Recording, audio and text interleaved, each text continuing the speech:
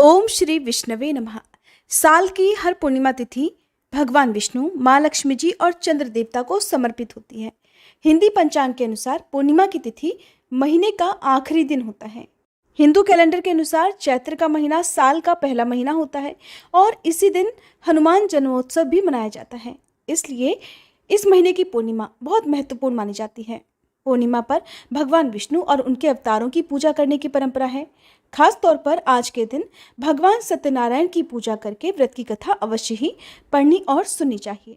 तो आइए आज आपको बताते हैं साल की चैत्र पूर्णिमा की तिथि और शुभ मुहूर्त के बारे में। ऐसी मान्यता है कि चैत्र मास की पूर्णिमा को ही भगवान श्री राम के परम भक्त हनुमान जी का प्राकट्य हुआ था। इसलिए इस दिन विशेष रूप से उत्तर और मध्य भारत में हनुमान जन्मोत्सव मनाया जाता है। हालांकि हनुमान जन्मोत्सव को लेकर कुछ मतभेद भी हैं। कुछ जगह पर हनुमान जन्मोत्सव कार्तिक कृष्ण पक्ष की चतुर्दशी पर मनाई जाती है, तो कुछ जगह पर चैत्र शुक्ल पूर्णिमा के दिन। हालांकि धार्मिक ग्रंथों में दोनों ही तिथियों का जिक्र मिलता है। तो आज की इस वीडियो में आप पूर्णिमा तिथि के साथ ही जानेंगे आज के दिन रहने वाले कुछ शुभ मुहूर्त के बारे में, कुछ दुर्लभ संयोगों के बारे में और बजरंगबली हनुमान जी की पूजा के शुभ मुहूर्त के बारे में।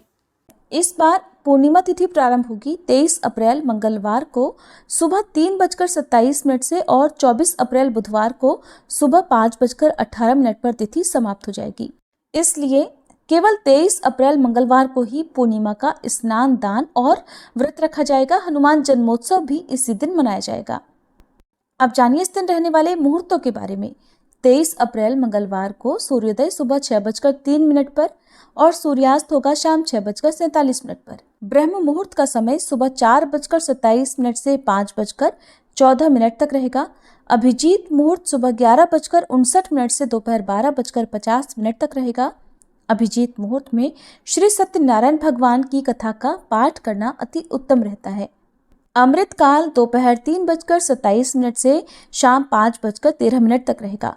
अभिजीत मुहूर्त और अमृत काल में आप पूर्णिमा का दान दे सकते हैं। राहु काल जो कि अशुभ मुहूर्त होता है दोपहर 3 बजे से 4:30 बजे तक रहेगा। 23 अप्रैल मंगलवार को चंद्रोदय होगा शाम 6:25 पर।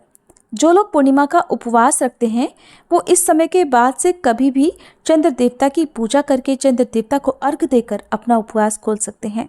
पूर्णिमा के दिन पूजा किस तरह से करें तो जान लीजिए। चैत्र पूर्णिमा पर सुबह सूर्योदय से पहले या फिर ब्रह्म मुहूर्त में उठकर पवित्र नदी में स्नान करना चाहिए। अगर आप नदी में स्नान नहीं कर पाते हैं तो घर पर ही पानी में गंगा जल डालकर स्नान जरूर करना चाहिए।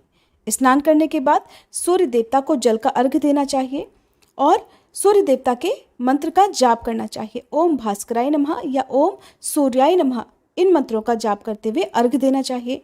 यदि आप पूर्णिमा का उपवास रखना चाहते हैं तो उपवास रखने का संकल्प आपको लेना चाहिए। इस दिन भगवान सत्यनारायण की पूजा करनी चाहिए और चैत्र पूर्णिमा की रात को चंद्र देवता की पूजा भी जरूर करनी चाहिए। तभी पूर्णिमा का उपवास या पूजा पूर्ण मानी जाती है। पूजन करने के बाद किसी जरूरतमंद गरीब या ब्राह्मण को अन्न का भरा हुआ घड़ा दान करना चाहिए। मिट्टी की सुराही, मौसमी वस्त्र या मौसमी फलों का दान और दूध या दूध से बनी हुई वस्तुओं का दान करने से सभी मनोकामनाएं पूर्ण हो जाती हैं। भगवान विष्णु की पूजा करते हुए चंदन का तिलक लगाएं। श्री सत्यनारायण भगवान को चंदन का तिलक लगाया जाता है और इस दिन केले के वृक्ष की पूजा भी की जाती है। केले के वृक्ष की जड़ में आज के दिन आटे का चौमुखा दीपक यदि संभव हो तो गाय के शुद्ध घी का या फिर तिल के तेल का दीपक जलाना चाहिए और आपकी जो मनोकामना है उसकी पूर्ति के लिए प्रार्थना करनी चाहिए, क्योंकि केले के वृक्ष में साक्षात श्री हरि का वास होता है। पूर्णिमा के दिन ही पीपल के वृक्ष की भी पूजा करनी चाहिए। शाम के समय सरसों के तेल का एक दीपक पीपल के वृक्ष की जड़ में जलाएं। 7 बार परिक्रमा करें। हो सके तो कच्चा सूत भी आपको बांधना चाहिए। बजरंगबली की पूजा करने के लिए आप मंगलवार के दिन अपने आसपास के जो भी मंदिर है जहाँ पर भगवान बजरंगबली की प्रतिमा या तस्वीर हो वहाँ पर आप उनका पूजन करें और इस दिन आप चोला चढ़ा सकते हैं। यदि कोई खास मनोकामना है उसकी पूर्ति के लिए आप चोला चढ़ा सकते हैं। सिंदूर भगवान को अर्पित कर सकते हैं। भोग में बजरंगबली को लड्डू का या फिर पान का भोग लगाया जाता है। साथ में तुलसी पत्र अनिवार्य रूप से रखने चाहिए, क्योंकि जिस प्रकार से भगवान विष्णु बिना तुलसी पत्र के अपना भोग स्वीकार नहीं करते हैं, उसी प्रकार बजरंगबली की पूजा में भी तुलसी पत्र अनिवार्य होता है। श्री सत्यनारायण भगवान के व्रत में दोपहर के समय कथा पढ़ी और सुनी जाती है। राहु काल के समय का त्याग करके इसके बाद से या पहले आप कभी भी कथा पढ़ या सुन सकते हैं। सूर्यास्त से पहले पहले कथा पढ़नी और सुन लेनी चाहिए। और भोग में भगवान को पंजीरी का या पंचामृत का, मौसमी फलों का भोग लगाना चाहिए। आपको ध्यान रखना है कि बजरंगबली हनुमान जी की पूजा करते समय पंचामृत का भोग उन्हें नहीं लगाया जाता है। मौसमी फलों का भोग आप लगा सकते हैं। एक दीपक बजरंगबली हनुमान जी के मंदिर में जलाना चाहिए। और आज के दिन सुंदरकांड का, बजरंग बाण का और हनुमान चालीसा का पाठ करने से परिवार में आ रही जो भी बाधाएं हैं, कोई दुख परेशानी है, वो भी मिट जाती है, दूर हो जाती है। और बजरंगबली की कृपा से किसी की अकाल मृत्यु नहीं होती।